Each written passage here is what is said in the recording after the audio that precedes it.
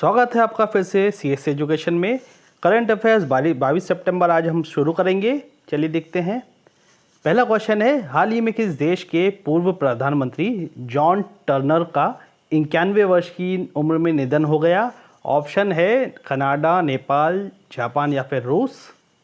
सही आंसर है, ये कनाडा के पूर्व प्रधानमंत्री रह चुके हैं और इनका टोरंटो में, कनाडा की जो सिटी है टोरंटो, वहाँ पे निधन हुआ है। और 1984 में देश के 17वें प्रधानमंत्री थे और 1922 में इनका जन्म हुआ था इंग्लैंड में। 1962 में कनाडा की राजनीति में प्रवेश किया था इन्होंने। लिबरल पार्टी के लिए मॉन्ट्रियल सीट जीतकर हासिल की थी इन्होंने और प्रधानमंत्री बने थे। अगला क्वेश्चन है, अंतर्राष्ट्रीय मुद्रा कोष IMF के कार्यकारी निदेशक का सलाहकार किसे नियुक्त किया गया है? ऑप्शन है अनिल अग्रवाल, सीमांचल दास, राहुल सचदेवा और मोहन त्यागी। सही आंसर है सीमांचल दास। इन्हें अभी IMF के कार्यकारी निदेशक का सलाहकार नियुक्त किया गया है।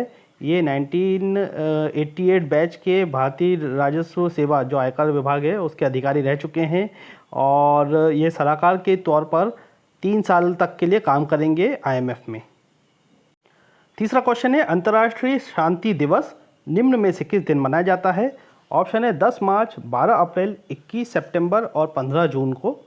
सही आंसर है 21 सितंबर। 21 सितंबर को दुनिया भर में अंतर्राष्ट्रीय शांति दिवस मनाया जाता है और इसका उद्देश्य है अंतर्राष्ट्रीय स्तर पर सभी देश और नागरिकों के बीच शांति व्यवस्था कायम रहे और अंतर्राष्ट्रीय संघर्ष और झगड़ों से निपटारा हो सके। इस दिवस को पहली बार 1982 में बनाया गया था। इस दिन की शुरुआत संयुक्त राष्ट्र के मुख्यालय जो न्यूयॉर्क में है वहाँ पे संयुक्त राष्ट्र शांति घंटी बजाकर की जाती है। चौथा क्वेश्चन है, हाल ही में किस देश में कोरोना के बढ़ते संक्रमण के कारण दूसरी बार देशव्यापी मतलब पूरे देश में लॉकडाउन लगाया गया? ऑप्शन भारत, चीन, रूस या फिर इजराइल। सही आंसर है इजराइल वो देश है जहाँ पे अभी दूसरी बार पूरे देश में लॉकडाउन लगाया गया है। इससे पहले मार्च और अप्रैल में लगाया गया था मगर वहाँ पे अभी कोरोना के कारण जो लगातार केसेस आ रहे हैं और इसी कारण से फिर से देश में भर में पूरे वहाँ पे लॉकडाउन लगाया गया है कोरोना ताकि कम हो सके। पांचवा क्वेश्चन है, किस हाईकोर्ट ने हाल ही में हर्षवर्धन लोढ़ा को MP बिरला समूह के सभी पदों से तत्काल हटाने का फैसला किया है? ऑप्शन है Calcutta high court, Patna high court, Delhi high court या फिर इलाहाबाद हाई कोर्ट। और सही आंसर है कलकत्ता हाई कोर्ट ने हर्षवर्धन लोढ़ा को बड़ा झटका देते हुए MP बिरला समूह, इसमें इनके कई पदों पर ये थे और इस समूह से अब तत्काल हटाने का फैसला किया है। इसके साथ ही कोर्ट ने MP बिरला एस्टेट के उत्तराधिकारी को लेकर लंबित मुकदमे पर फैसला आने तक उनके समूह की किसी भी इकाई में कोई पद संभालने पर रोक लगा दी है।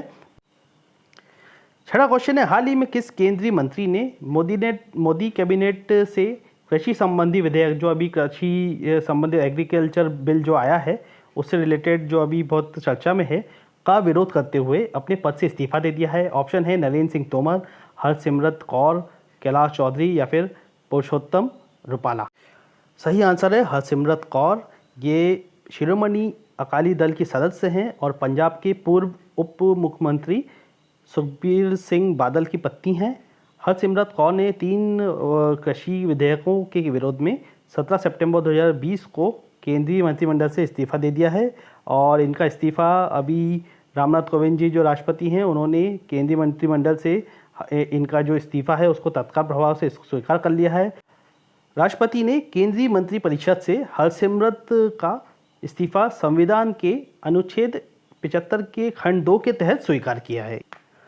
7वां क्वेश्चन है, हाल ही में किस देश ने लोकप्रिय चीनी सोशल मीडिया ऐप टिकटॉक और WeChat को राष्ट्रीय सुरक्षा के मद्देनज़र प्रतिबंधित करने का आदेश जारी किया है?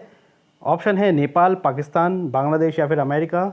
और सही आंसर है अमेरिका ने इस ऐप को जो टिकटॉक और WeChat है इसको अभी राष्ट्रीय सुरक्षा के मद्देनज़र प्रतिबंधित करने का आदेश जारी किया है। इससे पहले भारत ने भी इस जो टिकटॉक ऐप और बहुत सारे ऐप को बैन किया था। अभी अमेरिका ने भी इस ऐप पर बैन कर दिया है इस ऐप को। और अभी अमेरिका के राष्ट्रपति डोनाल्ड ट्रंप ने 15 सितंबर तक टिकटॉक और WeChat का मालिकाना हक किसी अमेरिकी कंपनी के पास नहीं आने की स्थिति में इन्हें प्रतिबंधित करने का आदेश पिछले महीने हस्ताक्षर किए थे। 8वां क्वेश्चन है, रॉ के पूर्व प्रमुख अनिल धस्माना को कितने साल के लिए राष्ट्रीय तकनीकी अनुसंधान संगठन मतलब national technical research organisation NTRO का नया अध्यक्ष बनाया गया है? ऑप्शन है 5 साल, 4 साल, 3 साल या फिर 2 साल के लिए।